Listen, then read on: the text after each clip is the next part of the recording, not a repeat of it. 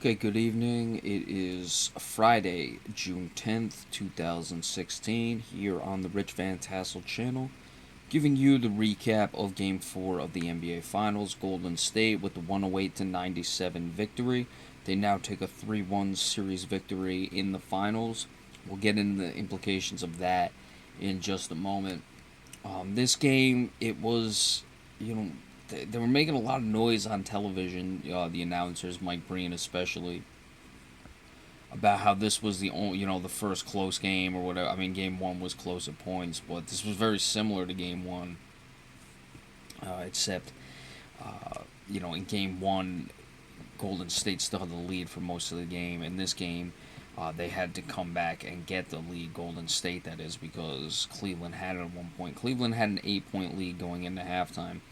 They only scored 42 points in the second half, however, and they got, say, about 6 or 8 in meaningless buckets, towards the end where they were just playing the foul game and Golden State was just letting them go right down the court and score. So very unimpressive after putting up 55 in the first half.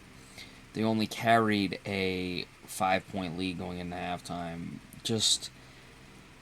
We talked about at the end of the game, this wasn't it's just not a matchup in this series. The two teams are just not there. Golden State is head and shoulders. I shouldn't say head and shoulders above Cleveland. Cleveland just doesn't seem to match up with this team, and I don't know why that is. Because we saw how well Oklahoma City played against Golden State. So Golden State, despite being the 73-win team, having Steph Curry, the unanimous MVP, they've still I still don't think they're invincible, as Oklahoma City was able to show, and of course San Antonio never got their shot with them. But here in this game, we talked about at the end of Game 3, Steph Curry had 38 points, Klay Thompson had 25. Curry only shot 11 of 25, which isn't great, but 7 of 13 from downtown. Klay Thompson was 7 of 14 overall, 4 of 9 from downtown, so combined 7 of 22, or excuse me, 11 of 22 from three-point line. That's 50% shooting. The entire team was just under 50% at 17 of 36.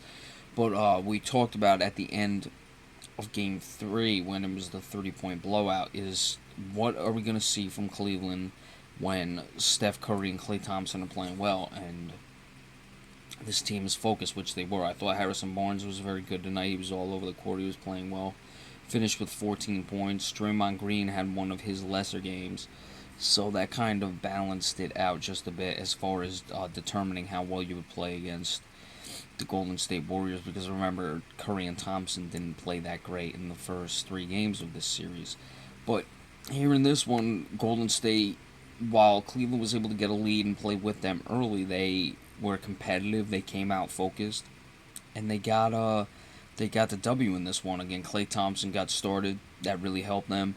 We saw how when he got hot against Oklahoma City, that really turned things around. But looking at Cleveland, Kyrie Irving had 34 points on 14 of 28.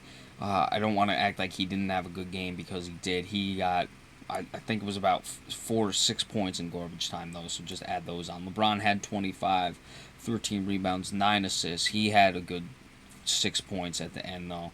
He really didn't play well. Wasn't that aggressive. Again, I don't know why LeBron refuses to just be aggressive. I guess that's really, at this point, it's just not part of his game. It's really as simple as that. Kevin Love off the bench, 11 points. I'm a little surprised they didn't play him more. If he's healthy to play, you gotta, put him on the court. It's not a hamstring injury where you gotta say we don't know how long he can go on the leg, or whatever it is, or a shoulder if he's shooting or whatever. In this situation, he's either cleared from the concussion or he's not. If he's cleared from the concussion and he's able to play, he should be starting. It's really as simple as that.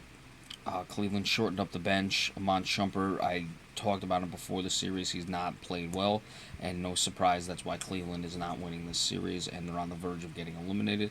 Channing Frye hasn't got many minutes. Dellavedova only had 5. It was Shumpert 15, Channing Frye 10, Matthew Dellavedova 5. 2 points for Dellavedova, 2 points for Shumpert, nothing from Channing Frye. So Kevin Love did have 11, so that's 15 points off the bench. But remember, Richard Jefferson, who would normally come off the bench, didn't in this case. He played 25 minutes and only scored 3 points. So you really lost the bench situation in this one, even though they had more points because Iguodala had 10 points off the bench. James Michael McAdoo and Anderson Varejao both had 2 points and 2 points.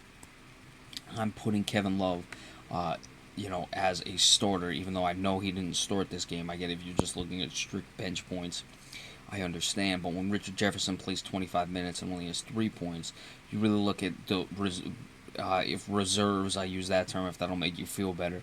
It was only 7 points for the reserves of Cleveland. It's just not going to get the job done. But again, LeBron James not aggressive enough. And Klay Thompson, really, once he got going, Steph Curry also got going. It was midway through the third quarter where they outscored Cleveland by 7 and then 9 in the fourth quarter. So getting outscored 16 in the second half, it just shows that Golden State is a much more superior team than the Cleveland Cavaliers, and the matchups just don't work for them. I said that in the beginning of this series when I predicted this series. I didn't like the matchups for Cleveland, and it showed, and it's why Golden State won this game. Now up 3-1, going back to Golden State. There's the sign that no team had come back from an 3-1 deficit in the finals. 0-32, I believe it was. Now, there were a lot of finals that were 2-3-2. This is back to the traditional 2-2-1-1-1 format. We just saw that Golden State came back from a 3-1 deficit. However, they were the home team. I'd give teams that fall down 3-1 who are the road team, meaning they play games 5 and game 7 on the road, as Cleveland is doing this one. I give them very little chance. I'm giving them very little chance to win game 5. There is 2 days off. I don't expect Golden State to be, uninspired or have a lack of focus like they did in Game 3, because the trophy's going to be in the building. You win, you're champions. So I expect Golden State to come out and be very focused. The only chance I see for Cleveland to win this game 5, that is if the 2 days off makes Golden State rusty, and Cleveland is not rusty, and the shots are falling for Cleveland and not for Golden State. That's it. If not, I would expect this team, this game to end at halftime. But, really, it may be competitive in the first half, and, Golden State will just put it away. And that's probably being kind. It just doesn't look good for the Cavaliers at this point, as you would expect. So, we'll see what happens, though. That game, let me just double check. I'm almost certain it's going to be Sunday, yeah. So, the 2 days off there. And really boring finals. Not much to write home about in this one. It's been disappointing. So, come Sunday, we will give you the recap of that game. We'll see if it's the final game of the season and the Golden State Warriors are champions.